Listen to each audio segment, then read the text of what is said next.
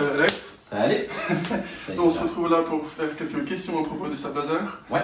Notamment sur la violence, les coups, etc., qu'on a le droit ou pas. Donc première question, est-ce que ce serait pas un peu trop violent la forme qu'on pratique ici? Alors vraiment pas du tout.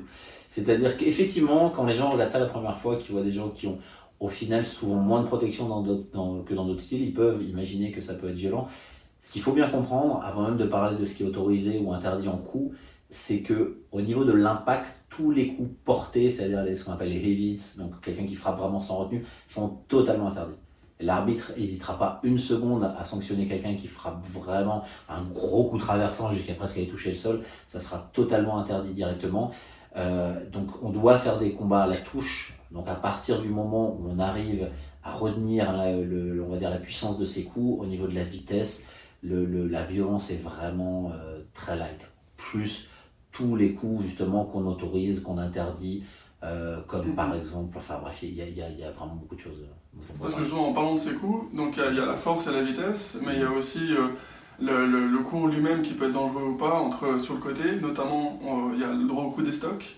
Comment ça se passe à ce niveau-là? Alors effectivement, ça c'est quelque chose, on s'est beaucoup posé la question nous, c'est-à-dire que les premières années des compétitions, on interdisait les coups des stocks, on se disait ça reste une pointe en plastique, même si la lame a tendance à se plier un peu à l'impact, des coups des stocks peuvent faire quand même mal. Mais comme justement les coups traversants sont interdits, on a commencé à les mettre entre nous au club, à les autoriser pour voir un petit peu l'impact. Et en fait, ça fait ne serait-ce que beaucoup moins mal qu'un coup de poing, par exemple pour ceux d'entre nous qui font aussi du MMA ou d'autres sports comme ça de frappe à côté. Le coup est relativement light, en sachant par exemple pour les coups des stocks, il y a aussi beaucoup de règles. Tous les coups montants sont interdits, pour une raison toute simple, c'est que je vise ton corps, tu te décales un petit peu, hop, je vais venir attraper la gorge, la tête ou ce genre de choses. Donc déjà, tous les coups des stocks doivent être au minimum descendants ou droits, mais en tout cas, tous les coups montants sont interdits pour éviter la zone qui pourrait réellement être impactée par les coups des stocks, à savoir la gorge, tête, etc. Et après, tout le reste, il faut oublier aussi qu'on a une coquille.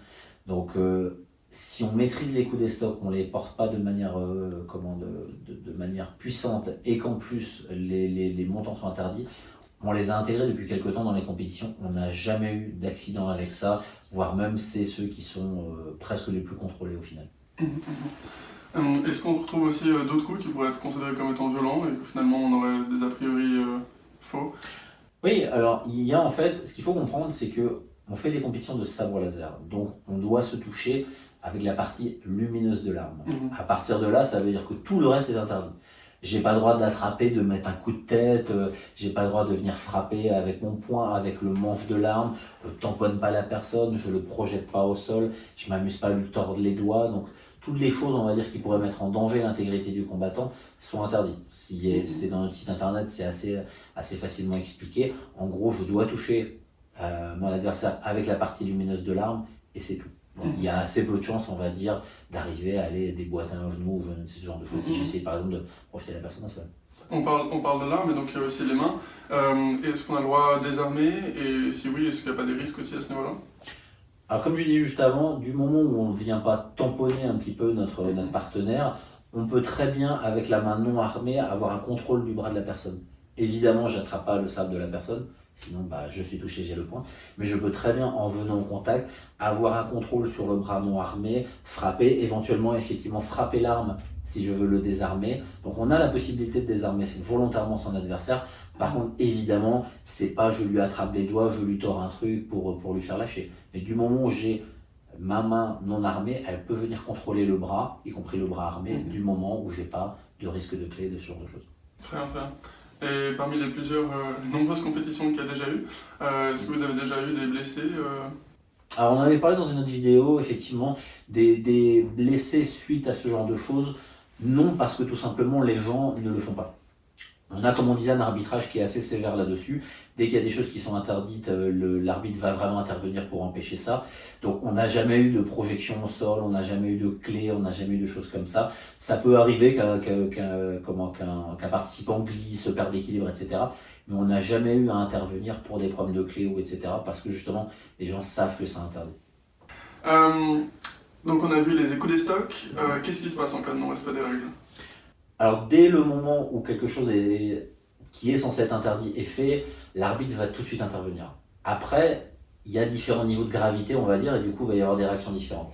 l'exemple bête, la personne fait quelque chose qui était un peu interdit, genre elle tape avec le manche de son arme mais sans faire exprès. Et on voit que la personne en face a eu pas mal, etc. Donc pour marquer le coup, l'arbitre interviendra quand même et signalera. Le premier niveau, ça peut être simplement un avertissement. L'arbitre va dire attention, ça t'as pas le droit de le faire, fais gaffe parce que si tu le refais, ça pourrait faire mal, etc.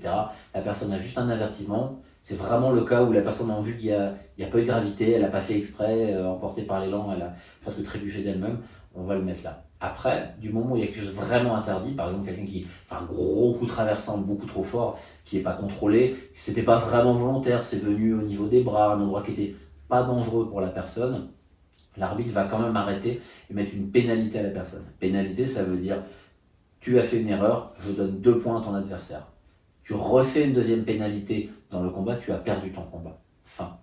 Il faut vraiment être très rigoureux. Comme on disait, c'est aussi pour ça qu'on peut se permettre de combattre avec relativement peu de protection, c'est qu'on ne donne pas des coups de cow-boy en armant et en frappant n'importe comment. Le coup doit être contrôlé et doit arriver avec un certain impact. Donc on va mettre directement une pénalité. Et le pire des cas, si on voit que la personne fait un acte consciemment et volontairement dangereux, genre je viens et j'essaie de mettre un pic à la gorge ou n'importe quoi qui pourrait réellement blesser la personne, je le prends, je le projette par terre, je le balance, exclusion. Exclusion du combat, exclusion de la compétition. L'arbitre met fin au combat et la personne rentre chez elle. On ne veut pas de bourrins dans nos compétitions. On veut des gens qui soient techniques, on veut que ça aille vite, mais on ne veut pas des gens qui repartent justement en boitant ou autre parce qu'ils sont tombés sur quelqu'un qui ne respectait pas les règles. Ça, les arbitres sont intransigeants là-dessus. Et quel type d'affrontement est-ce qu'on va pouvoir retrouver alors dans sa compétition? Beaucoup. Il y en a beaucoup, il y a beaucoup de formes de combat, mais ça, je te propose qu'on en reparle dans une vidéo suivante. Super. Bon, merci Alex. Je t'en prie. À bientôt.